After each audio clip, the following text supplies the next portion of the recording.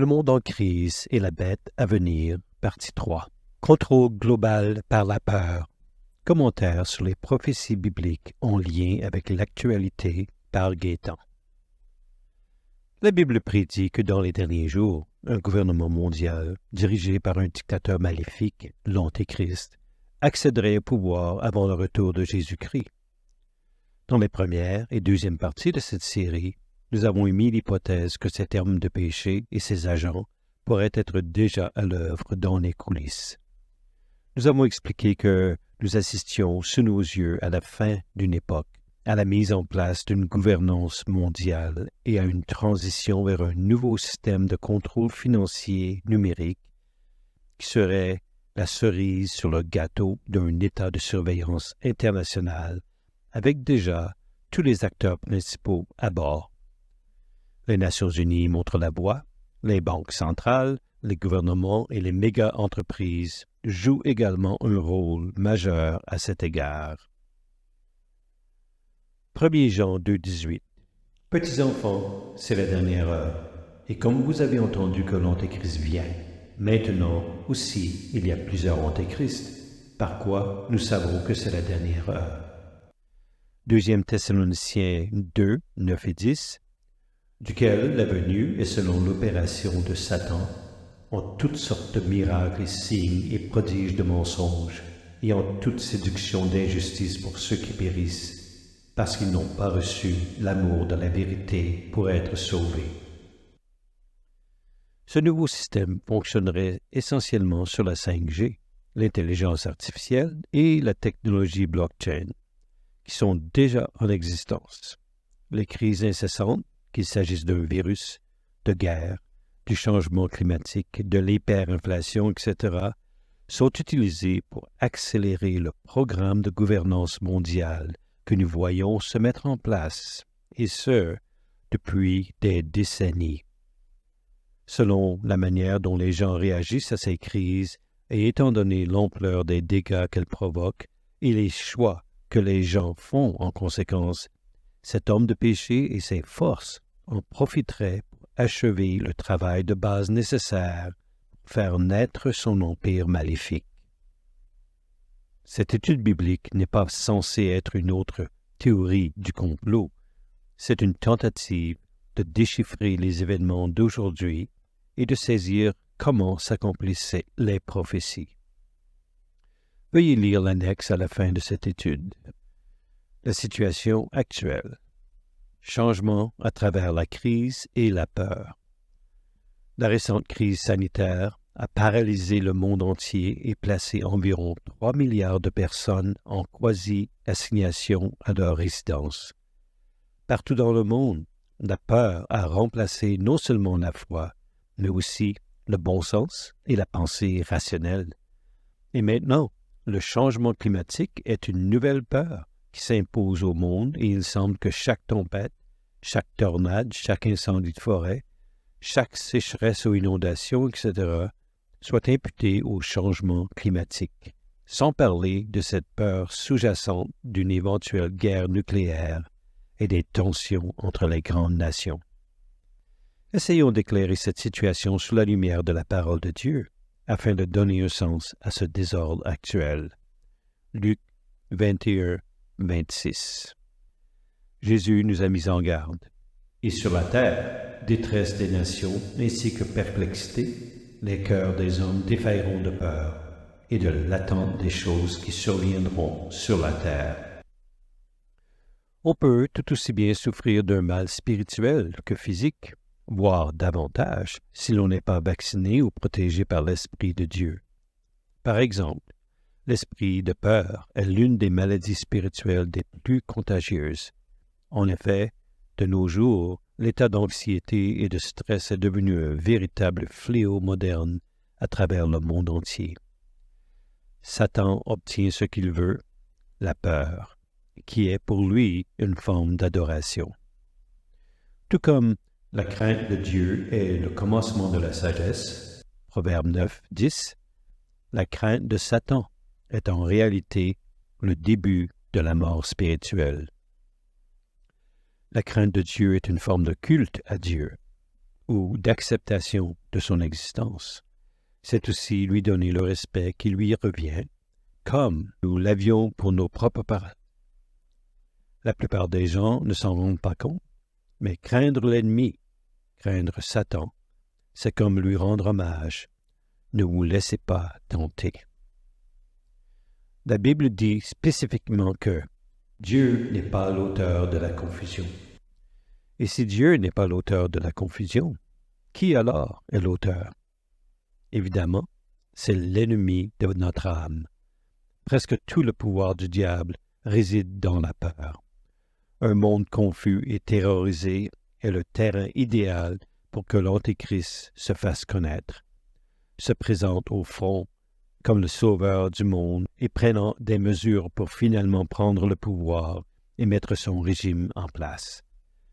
Qu'elles soient planifiées ou non, les crises récentes font partie du début des douleurs et entraînent de nouvelles lois, de nouvelles règles, des changements radicaux, des changements qui auraient été impensables il y a seulement quelques années. Matthieu 24, 6 à 8. Et vous entendrez parler de guerre et des rumeurs de guerre. Veillez à ne pas vous troubler, car toutes ces choses doivent arriver, mais ce ne sera pas encore la fin. Car il s'élèvera nation contre nation, et royaume contre royaume, et il y aura famine et épidémie et tremblements de terre en divers lieux. Toutes ces choses sont le commencement des douleurs. Au moment de la récente crise sanitaire, environ la moitié de la planète était confinée à son domicile, ce qui pourrait être qualifié d'assignation à sa résidence, semblable à la loi martiale. Cela se produisait bien sûr à cause de la peur de tomber malade de la pestilence 19, mais aussi de la possibilité de mourir, de la peur de la mort. Il était étonnant de constater que près de 3 milliards de personnes étaient prêtes à se confiner si facilement. C'était par peur. Il était bien sûr important de prendre précaution contre ce fléau, mais cette peur de la mort amène l'esclavage et le tourment. 1 Corinthiens 14, 33. Car Dieu n'est pas un Dieu de confusion, mais de paix. 1 Jean 4, 18. Il n'y a aucune peur dans l'amour, mais l'amour parfait rejette la peur, parce que la peur cause du tourment. Celui qui a peur n'est pas rendu parfait dans l'amour. Hébreux 2, 14 et 15. Afin que, par la mort, il, Jésus, rendit impuissant celui qui avait le pouvoir de la mort, c'est-à-dire le diable, et qu'il délivra tous ceux qui, par la crainte de la mort, étaient, pendant toute leur vie, assujettis à la servitude. Si vous aimez et acceptez Dieu, la protection du Seigneur est comme un champ de force qui vous enveloppe et l'ennemi ne peut pas le pénétrer. Si vous gardez votre esprit tourné vers le Seigneur, vous connaîtrez une paix parfaite. Le Seigneur nous avertit que nous ne devons pas avoir peur et nous dit constamment de ne pas craindre, mais d'avoir la foi. Comme c'est merveilleux si vous avez la foi et que vous êtes l'enfant du Seigneur. Vous voyez le bien et vous vous sentez bien, vous louez le Seigneur et êtes reconnaissant. Mais si vous êtes un enfant de l'ennemi, vous êtes continuellement sur sa fréquence et vous entendez constamment sa voix. Quelle horreur! Alors que si vous êtes un enfant de Dieu et que vous avez le Seigneur dans votre cœur, vous êtes sur son canal, en communication constante avec lui et recevant ses vibrations. Vous entendez constamment ce qu'il vous dit dans votre esprit, dans vos pensées. Tout au long de la journée et même la nuit, dans votre sommeil, vous pouvez recevoir la communication du Seigneur en l'invoquant. L'Antéchrist n'est pas encore apparu sur la scène mondiale. Novembre 2023. Il n'a pas encore été révélé, mais ses forces préparent le monde à l'accueillir. Regardez combien de signes des temps se sont déjà réalisés au cours des 50 dernières années. L'unification de l'Europe, l'utilisation accrue de la technologie pour le contrôle financier, le contrôle au niveau politique et mental, l'abandon volontaire de la souveraineté des nations à l'idée d'un gouvernement mondial unique, la désensibilisation et l'abrutissement des masses par le biais de la soi-disant éducation et des médias de masse, la sécularisation de la religion, etc. D'autres changements suivront et seront en grande partie motivés par la crise et la peur. La peur elle-même est-elle devenue le pire virus? Nous continuerons à donner plus de détails concernant l'homme de péché et ses manigances dans la 4e partie de cette série. Malgré les jours sombres et éprouvants qui s'approchent, nous clôturerons cette 3e partie avec un aperçu d'une fin heureuse. Aussi terrible et puissant que soit cet Antéchrist, sa fin est certaine et a été prophétisée d'innombrables fois. La seconde venue triomphale du Christ. L'avenir proche n'est pas aussi prometteur, mais l'avenir juste au-delà est glorieux. Après que l'Antéchrist et ses forces n'auront régné que quelques années, la Bible promet que Jésus-Christ reviendra et les écrasera complètement dans la bataille catastrophique d'Armageddon. Il établira ensuite son royaume sur la terre et régnera en tant que roi des rois et seigneur des seigneurs pendant la merveilleuse période du millénium. Plusieurs chapitres de la Bible décrivent que le Seigneur Jésus revient et que la bête est vaincue. Daniel 7, 11, 13 et 14. Je vis alors, à cause de la voix des grandes paroles que la corne proférait, je vis jusqu'à ce que la bête fut tuée, et son corps fut détruit, et elle fut livrée pour être brûlée au feu. Je voyais dans les visions de la nuit, et voici quelqu'un, comme un fils d'homme, vint avec les nuées des cieux. Et il avança jusqu'à l'ancien des jours, et on le fit approcher de lui. Et on lui donna la domination, et l'honneur et la royauté, pour que tous les peuples, les peuplades et les langues le servissent. Sa domination est une domination éternelle qui ne passera pas, et son royaume, un royaume ne sera pas détruit. Matthieu 24, 30 et 31. Et alors paraîtra le signe du Fils de l'homme dans le ciel. Et alors toutes les tribus de la terre se lamenteront et verront le Fils de l'homme venant sur les nuées du ciel, avec puissance et une grande gloire. Il enverra ses anges avec un grand son de trompette, et ils rassembleront ses élus des 4 vents, depuis l'un des bouts du ciel jusqu'à l'autre bout. 1 Thessaloniciens 4, 16 à 18. Car le Seigneur lui-même, avec un grand cri, avec une voix d'archange et avec la trompette de Dieu, descendra du ciel. Et les morts en Christ ressusciteront premièrement. Puis nous, les vivants qui demeurons, nous serons ravis ensemble avec eux dans les nuées, à la rencontre du Seigneur en l'air. Et ainsi nous serons toujours avec le Seigneur. Consolez-vous donc l'un l'autre par ces paroles. Apocalypse 11, 15. Et le 7e ange sonna de la trompette, et il y eut dans le ciel de grandes voix, disant, le royaume du monde de notre Seigneur et de son Christ est arrivé, et il régnera au siècle des siècles. La Bible rapporte que le Seigneur Jésus reviendra une 2e fois et que la bête sera vaincue. Apocalypse 19, 19 et 20. Et je vis la bête et les rois de la terre et leurs armées assemblées pour livrer combat à celui qui était assis sur le cheval et à son armée.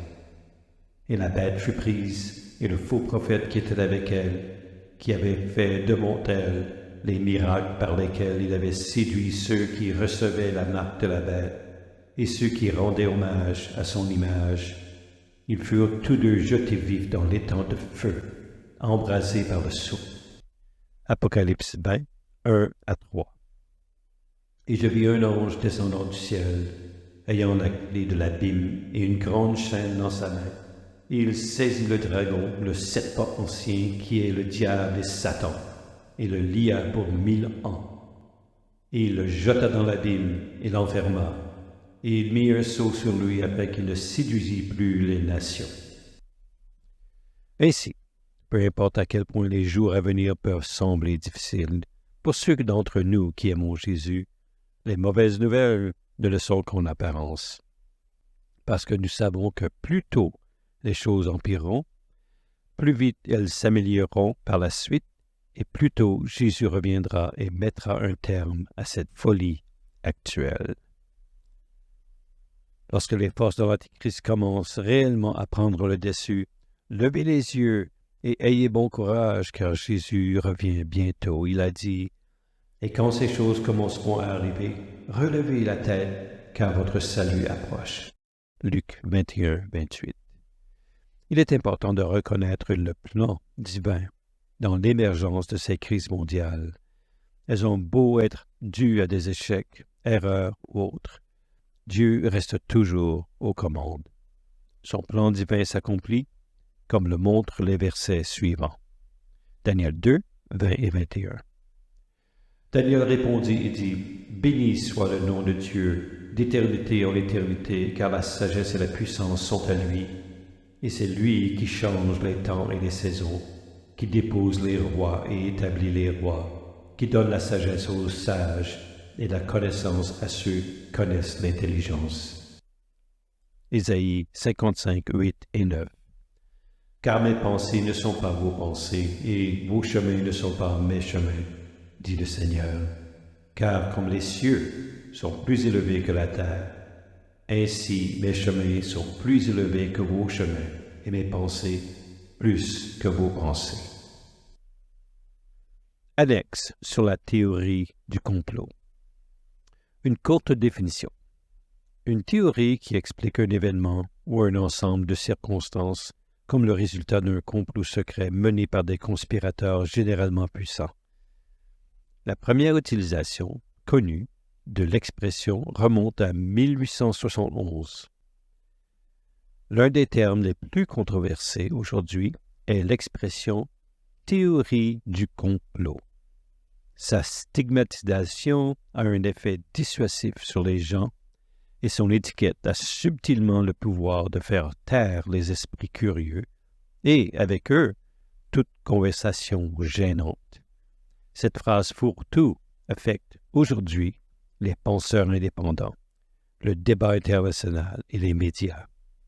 C'est un moyen de contrôler le débat public et de geler les enquêtes intellectuelles et journalistiques, alors que les conspirations, à la fois réelles et imaginaires, ont toujours fait partie de l'histoire de l'humanité. Le mot « conspiration » en lui-même, un mot parfaitement significatif, a souvent été utilisé ces dernières années comme un moyen de cacher les mauvaises actions et de ne pas les remettre en question. L'Antéchrist lui-même et ses disciples sont ou seront impliqués dans une conspiration visant à conquérir le monde et à former un gouvernement mondial unique et, selon la Bible, ce n'est pas une théorie. Des forces obscures dans les coulisses qui ont pour objectif de préparer le monde à son éventuelle arrivée aiment écraser et arrêter toutes les voix qui osent exposer leurs projets en les qualifiant simplement de théoriciens du complot. Et, si je puis ajouter, ils sont aidés par les géants des médias qui se plaisent à jouer au Big Brother en censurant et en écartant les voix divergentes des normes acceptées. Ne vous laissez pas berner par leur tromperie. Vous pouvez recevoir Jésus en ce moment même. C'est un don gratuit de Dieu. S'il vous plaît, faites cette simple prière. Cher Jésus, je veux te connaître personnellement. S'il te plaît, pardonne toutes mes fautes. J'accepte que tu sois le Fils de Dieu et que tu es mort pour moi. Je t'invite dans mon cœur et dans ma vie. Merci de ton don de la vie éternelle. Et s'il te plaît, remplis-moi de ton Saint-Esprit. Aide-moi à lire et à comprendre tes Écritures. Amen. Conçu et réalisé par Gaétan. Vous êtes toujours invité à écrire pour toute information complémentaire à gaetan.gouilly@gmail.com